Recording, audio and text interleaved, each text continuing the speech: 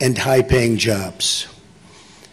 My vision rests on a principle that has defined this campaign right from the beginning, and you've seen where we've come from and where we are right now. It's called America First. Every African American citizen in this country is entitled to a government that puts their jobs, wages, and security first. I'm asking today for the honor of your vote and the privilege to represent you as your president.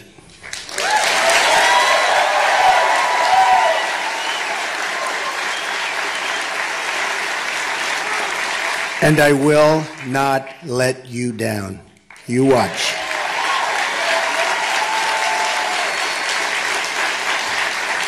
Here is the promise I make to you.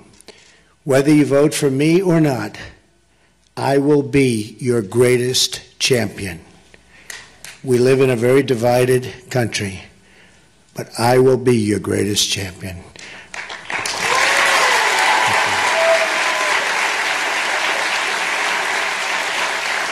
I have no special interest. I take no orders from donors or lobbyists. I put a lot of money into this campaign.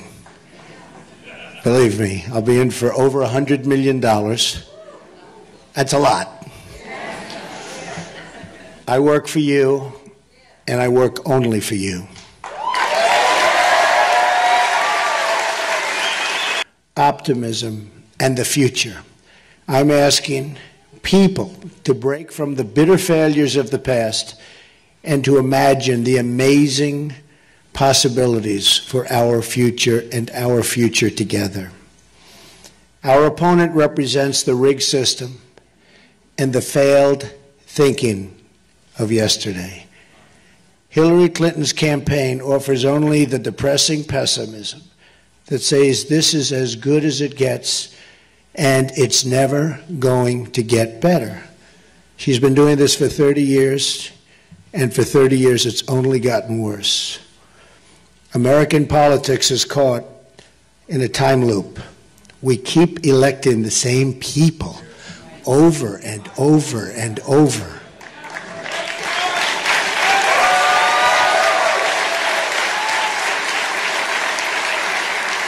And they keep coming back to the African American community and the Hispanic community, and they keep talking about what they're going to do, and they don't do it, and then 4 years later, you see them again.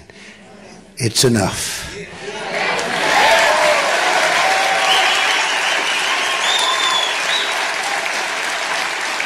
They keep making the same mistakes, and they keep offering the same old, lame excuses when nothing happens. You know that. I know that. Frankly, everybody knows that. The fact that our corrupt Washington establishment has tried so hard to stop our movement, we have a major movement. There's never been anything like it in this country.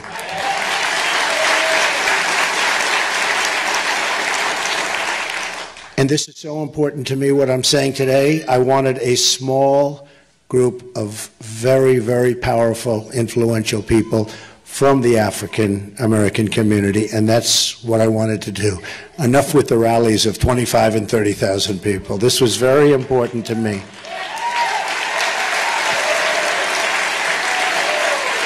And I just met with some of the finest people I've ever met backstage. We had a great meeting, and I just want to thank those people right now. They are phenomenal people, so I want to say thank you very much.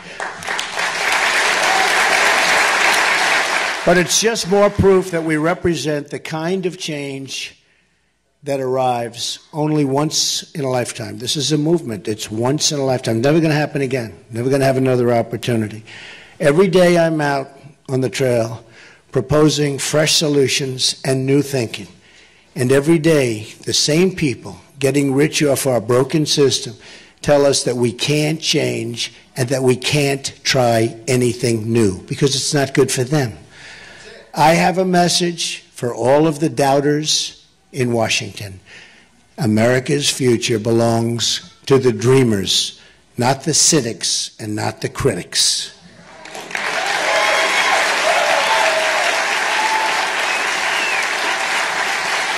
And it's time to extend that dream to every African American citizen in this country.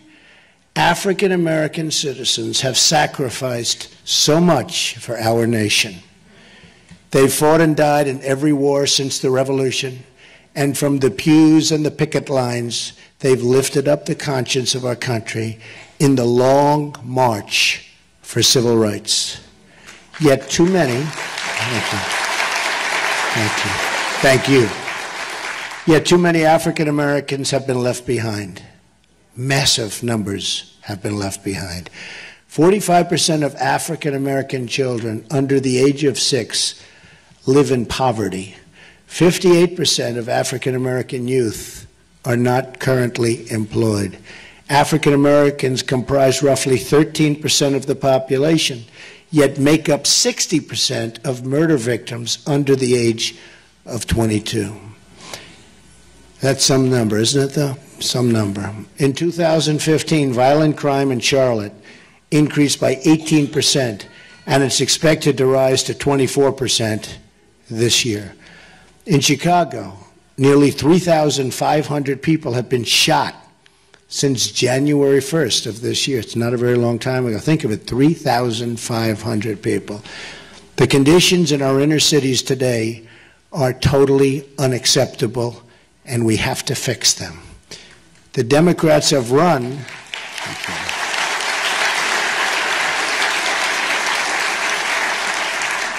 The Democrats have run our inner cities for 50, 60, 70 years or more, uninterrupted. They've run the school boards, the city councils, the mayor's office, and the congressional seats. Their policies have failed, and they failed miserably. They've trapped children in failing government schools and opposed school choice at every single turn.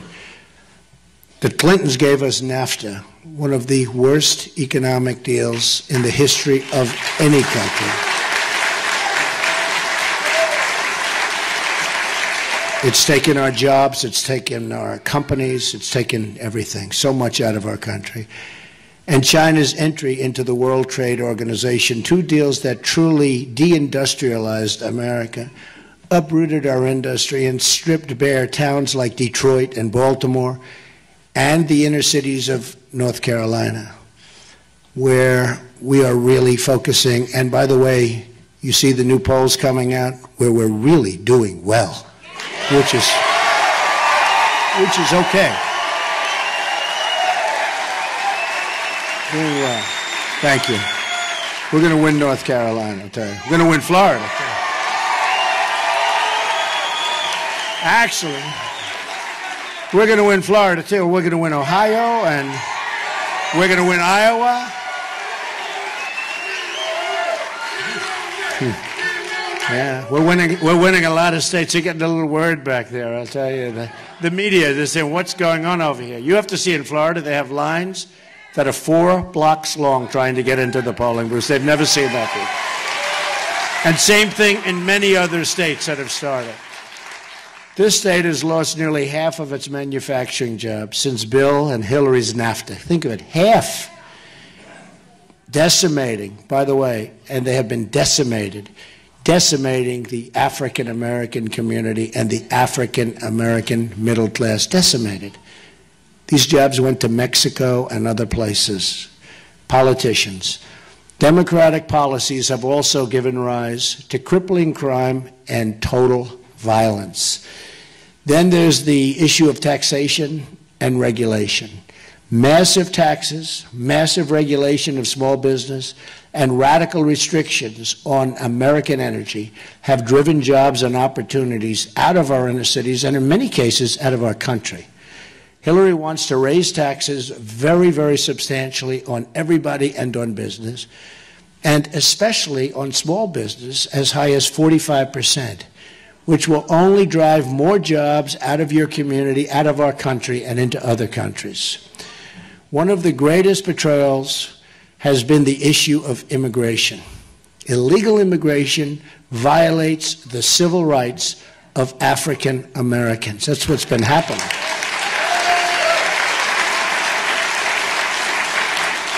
No group has been more economically harmed by decades of illegal immigration than low-income African American workers. Hillary's pledge to enact open borders, made in secret to a foreign bank, WikiLeaks. This WikiLeaks is unbelievable. What we've learned about her and her people, what they've said about her behind her back, but now it's not behind her back. She's got bad instincts. According to John Podesta, Hillary Clinton has bad instincts. I wouldn't want my people saying those things. I wonder what they're saying. Is there some way we can check it out? No, they say terrible, terrible things about her. So, I mean, if they say that and they work with her all the time, why would we want her to be president?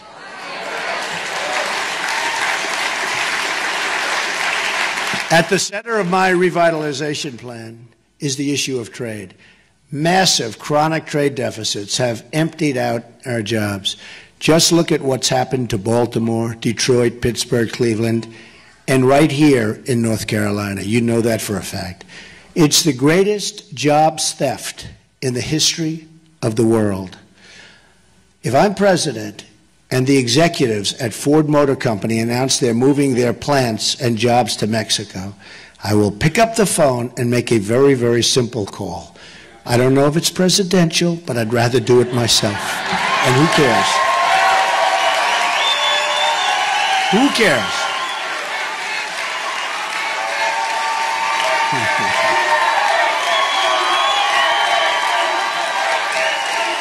It's funny. Very funny. Thank you. It's very funny. Very nice. He's screaming, make that call, make that call. Takes me 5 minutes. I'd rather do it myself. It'll get done properly. I will tell those executives that if they move their factories to Mexico, I will put a 35% tax on their product, which in this case is small cars. You know, they're moving their small car plants out of mostly Michigan, moving to Mexico. I mean, it's terrible. They're going to make their small cars. That's a big thing. It might be a small car, but it's a lot of business. Before they ship it back to the United States, so they're going to pay a tax, 35%. You tell them, and you know what? They're going to stay. They're going to stay. They're not leaving. They're not leaving. But nobody ever says that. And the politicians don't say that because they're getting campaign contributions from these people and their special interests. So they're not going to say that. Me, I'm saying it. I'm doing what's right. I'm working for you, folks. We're going to get this thing right. We're going to get it right. Such a big problem. Our jobs are leaving us, and people are being fired all over the country. Our plants, our factories are leaving us. We won't let your jobs be stolen from you anymore. Not going to happen. So easy. When we stop offshoring to low-wage countries, we raise wages at home, meaning rent and bills become instantly more affordable. At the same time, my plan to lower the business tax from 35% to 15% will bring thousands of new companies onto our shores. You'll have jobs. You'll have jobs back. It also includes a massive middle-class tax cut, tax-free child care savings accounts, and child care tax deductions and credits, and a total simplification of the tax code.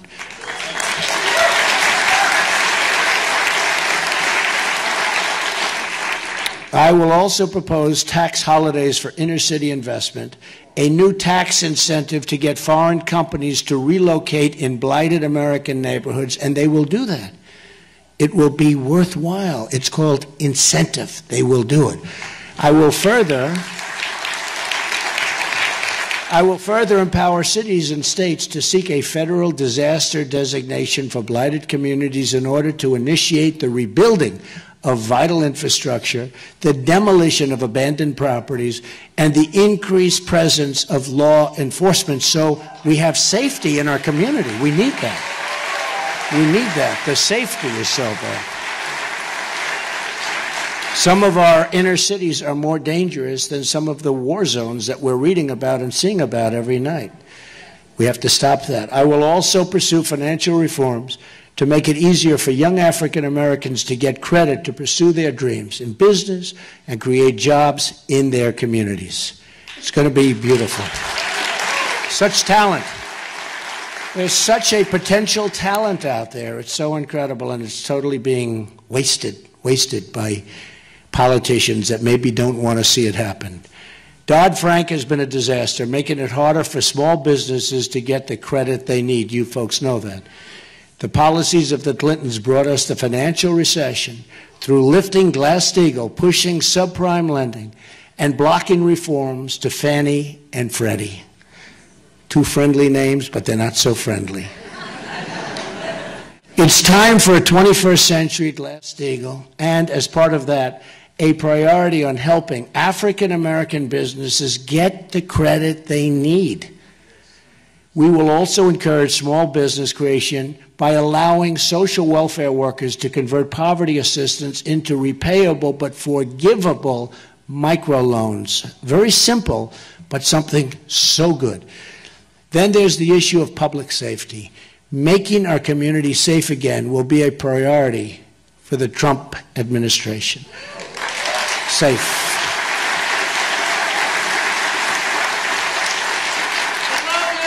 Thank you. I love you too. No, I mean, so many people. I mean, you walk to the store to buy a loaf of bread, maybe with your child, and you get shot. Or your child gets shot. Got to stop it. No good. No good. We need safety. I have heard and have listened to the concerns raised by African American citizens about our justice system, and I promise that under a Trump administration, the law will be applied fairly, equally, and without prejudice. There will be no prejudice.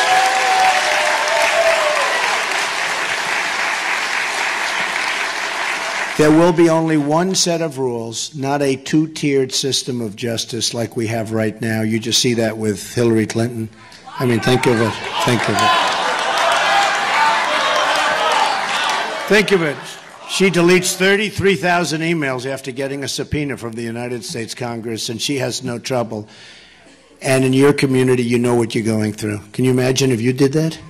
Can you imagine if I did that? I'd think they'd reinstitute the electric chair. Forget about you. How about me? Would I be in trouble? It is so unfair. It is so unfair that she's even allowed to run for the office of president.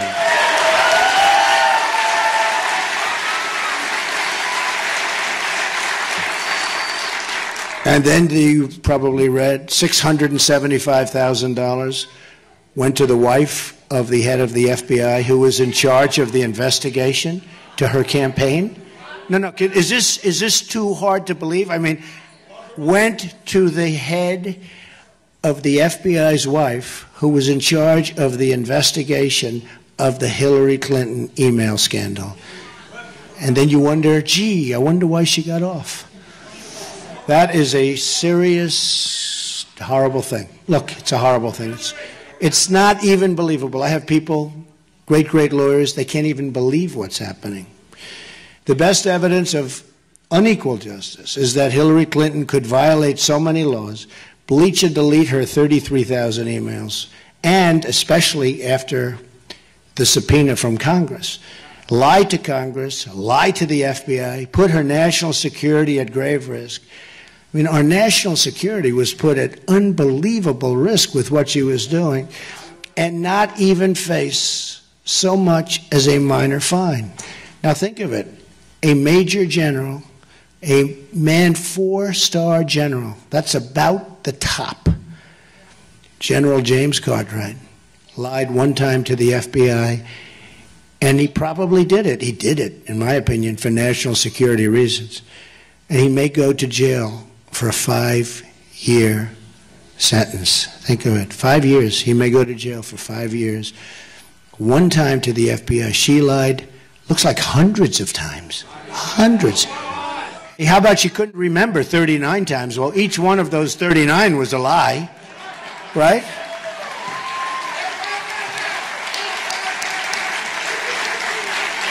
Equal justice also means the same rules for Wall Street. The Obama administration never held Wall Street accountable. We will also police our streets, have to make our streets safe. I want every poor African-American child to be able to walk down the street in peace and not be scared and not be hurt.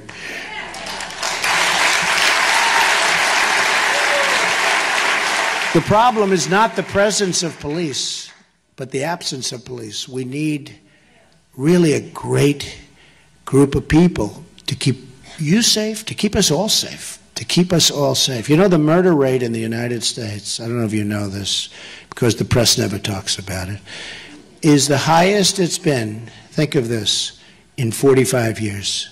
Nobody knows that. The murder rate, highest it's been in 45 years. I will invest in training and funding both local and federal law enforcement operations to remove the gang members, drug dealers, and criminal cartels from our neighborhoods.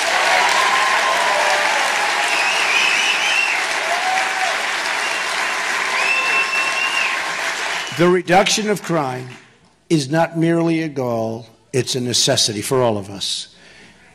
We will get it done. The war on police urged on by my rival is really reckless. What's happening is reckless and dangerous and puts African American lives at risk. And all you have to do is look at the statistics and you see what's happening. We must work with our police, not against them. We're going to work together. And we're going to have an amazing relationship because, you know, everybody wants the same thing. We all really want the same thing. Our immigration, that is my policy on immigration, is so simple. We will restore the civil rights of African Americans, Hispanic Americans, and all Americans by ending illegal immigration. And yes, we will build the wall. We will build the wall.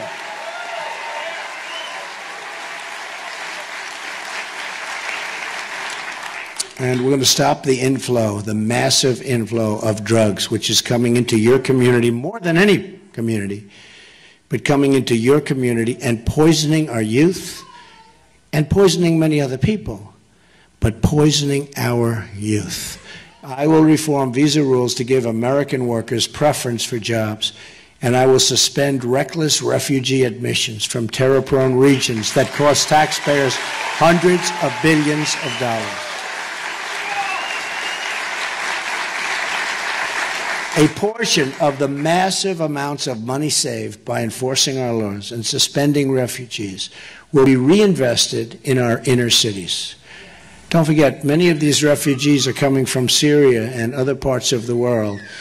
We don't know where they're from, who they are, what their thought process is, and they're being let in by the thousands and thousands and thousands. And Hillary Clinton wants to allow a 550% increase over what President Obama is allowing.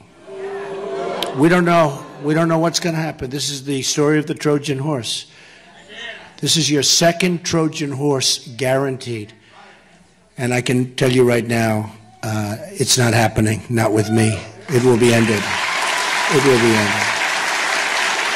That will be ended. We have enough problems in our country. It's time to help the American citizens who have become refugees in their own country. Infrastructure will be another major goal. My contract calls for $1 trillion in infrastructure investment, of which the inner cities will be a major beneficiary. We need something done. It's so bad. You look at your roads and you look at your everything. You look at your schools and hospitals. Everything. It's so bad. I will also cancel all wasteful climate change spending from Obama Clinton.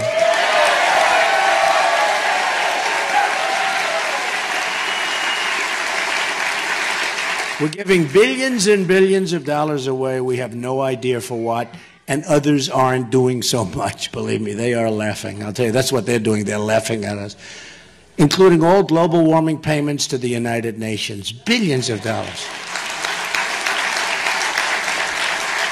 But listen to this. These steps will save $100 billion over 8 years, and this money will be used to help rebuild the vital infrastructure, including water systems, in America's inner cities. You see Flint, Michigan, what's happened there. But it's horrible. I was there, and it is unbelievable, horrible, incompetent politicians doing the wrong thing. School choice is at the center of my plan. Such a great thing.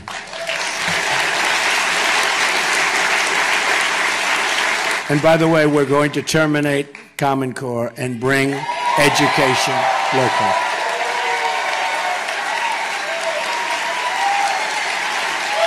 So important. Look, it's not working the way it is now. I don't know why anybody would even fight it. Well, we know who's fighting it. You know that. My proposal redirects education spending to allow every disadvantaged child in America to attend the public, private, charter, magnet, religious, or home school of their choice.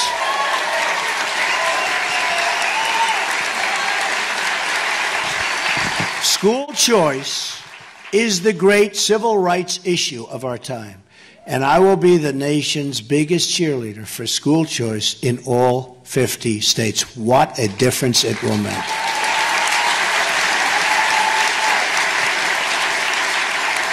I will also be establishing a commission which will include some of the tremendous people I met backstage today. Raise your hands. I mean, you people were thank you.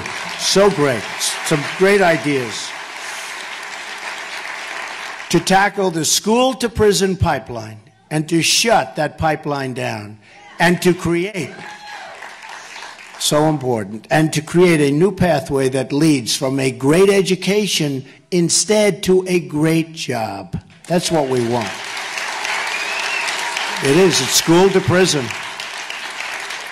My plan will also ensure funding for historical black colleges and universities, more affordable 2- and 4-year college, and support for trade and vocational education. You know, I've gone to school with many people, some totally brilliant at one thing, but not at all brilliant at others. But we all know this. We've had students that sat next to us in class, and they were terrible students, but they were phenomenal at fixing a car engine. They were phenomenal at fixing a television set. They can take it apart blindfolded. And I can't do that. And you can't do that. But they were phenomenal at fixing things. We don't do that anymore. Remember, we used to have this great vocational education? They were talented. They were great. They were horrible students, and they were great. They can take a motor, they can take an engine apart blindfolded. And we have to bring that back. And that's what they love doing. That's what they love doing. And they'll do fantastically with it. Yeah.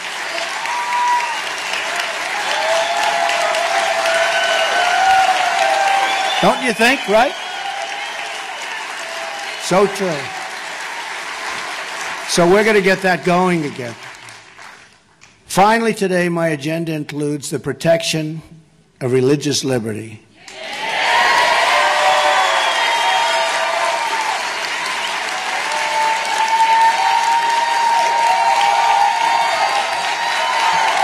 Great. Nice to see. It's very nice to see. That's something you'll never hear from Hillary Clinton, that I can tell you. The promotion of family and support for the African American church. It's been a tremendous power in this country for so many years. This is just the beginning, because I will never, ever take the African American community for granted. Never, ever. Unlike Hillary, who does nothing for the Hispanics or for the African American communities. It will be my mission to prove to this country that yesterday does not have to be tomorrow.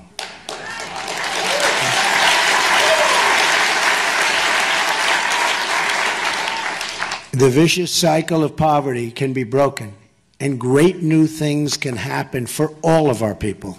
Great new things can happen. But to achieve this future, we must reject the failed elites from Washington who've been wrong about virtually everything happening for decades. Hey, they've been wrong about the wars. They've been wrong about jobs. They've been wrong about everything. And the question is, Are they stupid? The question is, are they stupid or do they have a plan? I actually think for the most part they have a plan, but some are not too smart. And you're right about the swamp. Say it again. Right? You better believe it. Boy, that is...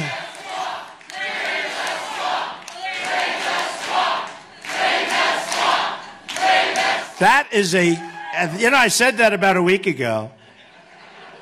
And I didn't like it that much. Didn't sound that great. And the whole world picked it up. So it shows you what I know. It's crazy. Drain the swamp.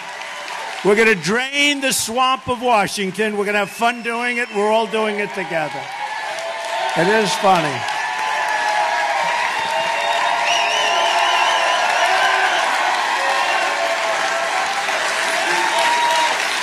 Funny how things like that happen. I was listening the other day to a great singer, one of the great legends, and said that, you know, certain song, didn't like it, became one of the greatest hits of all time. So, Drain the Swamp, I didn't like it. Now I love it, right? The people opposing us promised that passing NAFTA and opening up our markets to China would bring a new era of jobs and prosperity. That didn't happen. Instead, they brought only poverty and heartache and loss.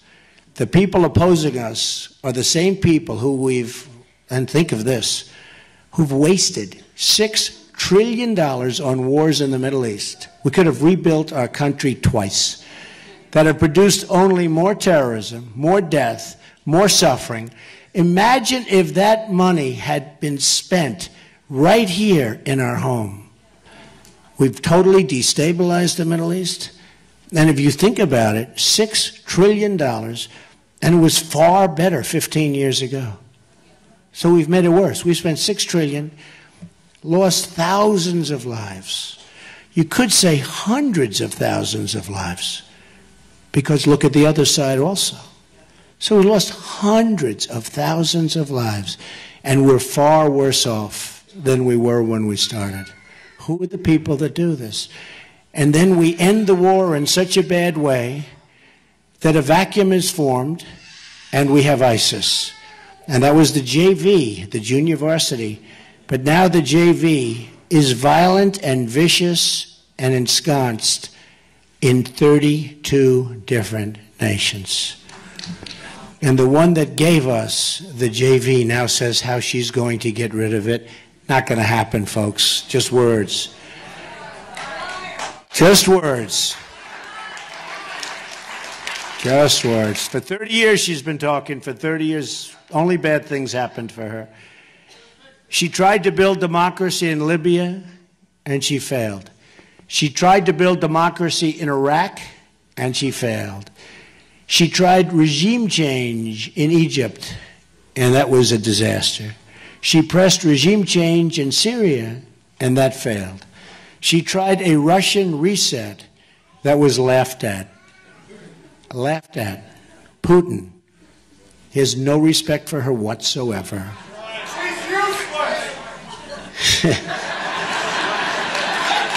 See, I'm not allowed to say it, but I'll accept it.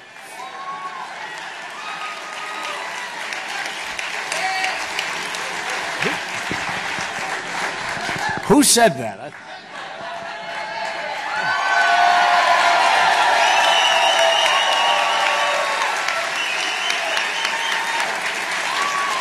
A Star is Born. Now, if I said that, I'd be in big trouble. She tried an Asia pivot, and that failed. Now Hillary Clinton wants to confront nuclear-armed Russia with a shooting war in Syria that could very well lead us into World War III. For what? She doesn't get it. She doesn't understand. Remember, her top person says she has bad instincts. She's got bad instincts. And by the way, we want to be so strong. We want to make our military so strong. We want to take care of our vets better than they've ever been taken care of.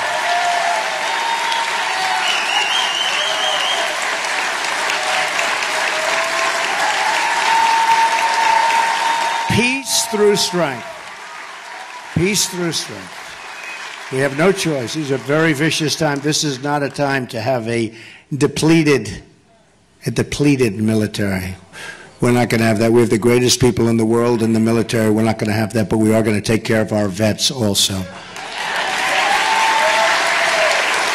Finally, our opponents passed a health care law, embraced by Hillary Clinton, over the furious objections of the American voter. And most politicians, I mean, they didn't want it, other than he lied and lied. You can have your plan, you can have your doctor, 28 different times, and enough Democrats went over to that side, they made a mistake. Obamacare is now destroying our health care system. Premiums are skyrocketing double digits and are surging by more than 100%. And think of it, in the great state of Arizona, I love Arizona, it's going up 118%. Oh, but don't worry, you're going to catch that too very soon. Doctors are quitting, insurers are leaving, and companies are fleeing. Every prediction they made about this law was a lie, and I said it was going to be no good before it was ever passed. If we don't repeal and replace Obamacare, we will lose our health care system forever. We have to get rid of it. It's a disaster. It's too expensive, it doesn't work, and you get no coverage. The deductible is so high that you'll essentially never use it. Now is the time to embrace a new direction. I've been very lucky and I've led a great life. Now I want to give back to the country which I love and which has been so good to me.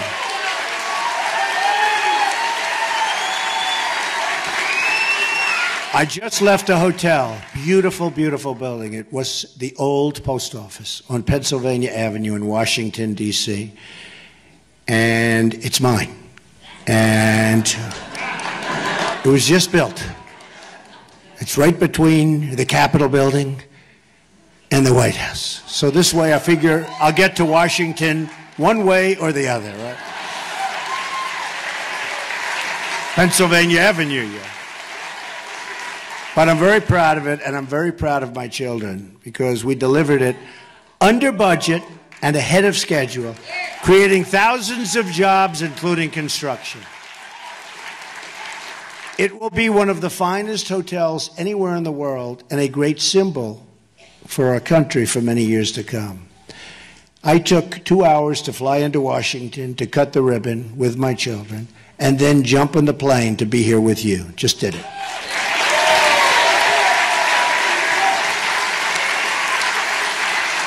I wanted to be there for my children who work so hard on the hotel. They work so hard, in particular Ivanka in this case.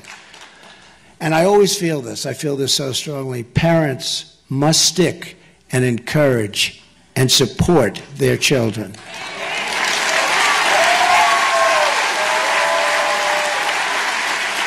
Would have been very bad.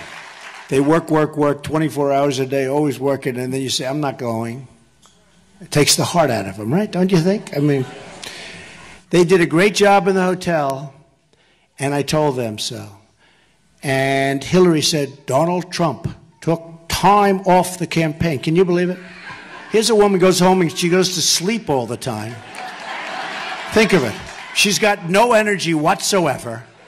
Everyone's talking about the fact that I'll do 7, 8, 9 stops. I'll make 3 or 4 major speeches. Like, for instance, right after this, we have thousands and thousands of people in North Carolina coming to another one. Last night, 25,000 people. I got home at 1 o'clock in the morning.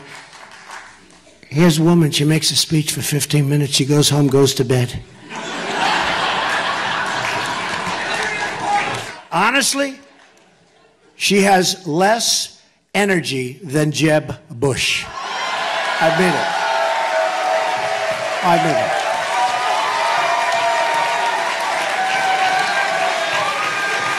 And the reason I bring him up, he didn't sign the pledge, so he's open game. So he signed the pledge, right? But he didn't honor it. How do you live with yourself, you know? He signs a pledge, and he doesn't live. So we figure. But how do you like that? And then she has a speech today. She criticized me for going to the opening of this building, which was in and out.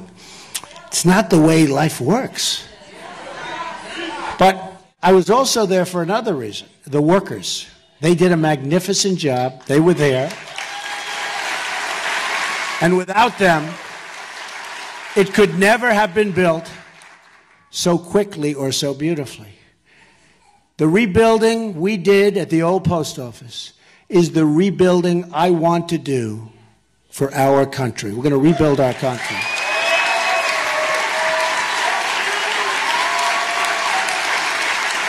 I want to go into the inner cities, the poor rural communities, and the failing schools, and I want to work on a national plan for total revitalization. We're going to be so proud of our country again. I'm tired of the excuses from our lame politicians. I'm tired of being told that it can't be done. I'm tired of people asking Americans to defer their dreams for another day, but they really mean for many decades. Enough waiting. The time is now. There is nothing we cannot accomplish. There is no task or project too great. There is no dream outside of our reach. Everywhere I go in this country, all I see is untapped potential waiting to be set free. And maybe the greatest of that potential is in the African American communities. There's so much potential. But we will never realize that potential if we continue putting our faith in a broken political system that has let us down time and time again. We have to choose the more optimistic path. We have to choose to believe not in our politicians, not in these people that got us there, but to believe in ourselves and the future of our country. If we do that, anything is possible. So I'm asking America to join me in dreaming big and bold things for our future. Let's close the history books on the failures in Washington, and let's open a new chapter of success and prosperity for everyone, especially now, especially for our African American communities. And that's going to happen. I am very humbled beyond words to be the nominee of the party of Abraham Lincoln. A lot of people don't know that. It's the party of Abraham Lincoln. And it is my highest and greatest hope that the Republican Party can be the home in the future and forevermore for African Americans and the African American vote, because I will produce and I will get others to produce, and we know for a fact it doesn't work with the Democrats, and it certainly isn't going to work with Hillary.